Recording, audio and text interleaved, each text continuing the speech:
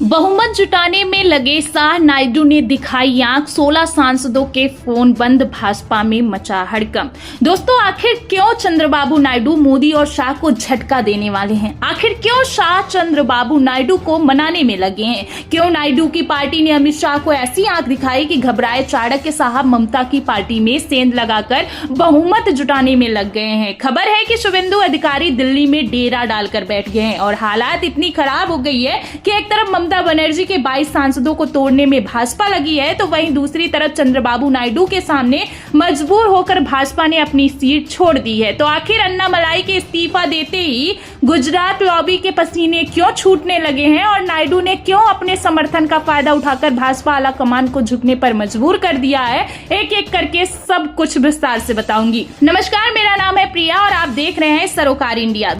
दोस्तों, जो भाजपा दूसरों की पार्टी तोड़ने में माहिर है, अब उसी को एक के बाद एक तगड़े झटके लग रहे हैं। एक तरफ इस्तीफा गिर रहा है तो वहीं दूसरी तरफ उनके सहयोगी भी आंख दिखाने में लग गए हैं। अब बात कर रहे हैं चंद्रबाबू नायडू की पार्टी की, मोदी सरकार की सबसे बड़ी बैसाखी की 16 सांसदों वाली पार्टी टीडीपी की। लेकिन अब इसी बैसाखी के नाराज होने की खबरें जो है सामने आ रही है और सीधा वार्निंग तक दे दी गई है। इसीलिए सवाल उठ रहा है कि चंद्रबाबू नायडू क्या कॉकरोच जनता पार्टी की वजह से भाजपा को गच्चा देने वाले हैं? दरअसल ये सवाल इसलिए उठ रहा है क्योंकि एक तरफ नायडू की पार्टी कॉकरोच जनता पार्टी के साथ खड़ी हुई है, तो वहीं दूसरी तरफ राज्यसभा सीट के लिए नायडू ने इतना तगड़ा खेला खेल दिया है कि अमित शाह को अपने पैर खींचने पड़ गए। सरकार गिरने का डर इस कदर सताया कि तुरंत अपनी सीट छोड़ने को तैयार हो गए। यानी कि चंद्रबाबू नायडू ने पर्दे के पीछे कुछ ऐसा बवाल खड़ा कर दिया है जिसने दिल्ली सरकार तक खलबली मचा दी है। आप खुद सोचिए, जो भाजपा सत्ता के लिए साम दाम दंड भेद हर हथकंडा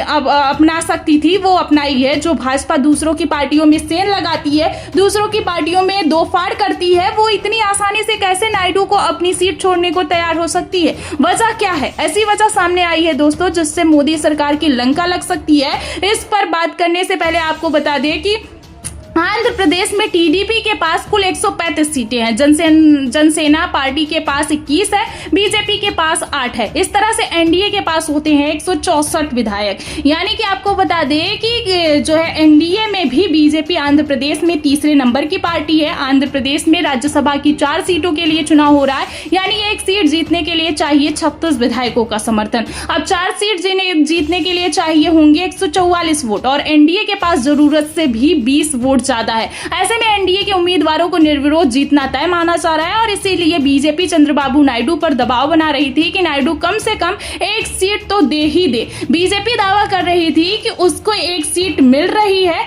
लेकिन चंद्रबाबू नायडू ने कभी भी इस बात का ऐलान नहीं किया, वह इसके लिए तैयार ही नहीं हुए। लिहाजा क्या हुआ कि अमित शाह को मजबूर होकर झुकना पड़ा। मतलब आंध्र प्रदेश से राज्यसभा में भाजपा का कोई भी उम्मीदवार होगा। हालांकि गोदी मीडिया का कहना है कि दोस्तों भाजपा अन्नामलाई को आंध्र प्रदेश से राज्यसभा भेजना चाह रही थी, जबकि सच्चाई यह है कि इस्तीफा देने से पहले ऐसी कोई खबर सामने नहीं आई। अगर ऐसा होता तो अन्नामलाई राज्यसभा जाना पसंद नहीं करते। अगर उनको जानकारी होती कि भाजपा उनको राज्यसभा भेज रही है तो फिर किसी भी कीमत पर इस्तीफा नहीं देते। दूसरी बात अन्नामलाई की कि किस योग्यता पर भाजपा ऐसा करती। उनके नेतृत्व में भाजपा चुनाव लड़ रही थी, लेकिन स्थिति क्या है? तमिलनाडु में भाजपा का एक भी सांसद नहीं है। इस बार सिर्फ विधानसभा चुनाव में एक सीट भाजपा जीत पाई है।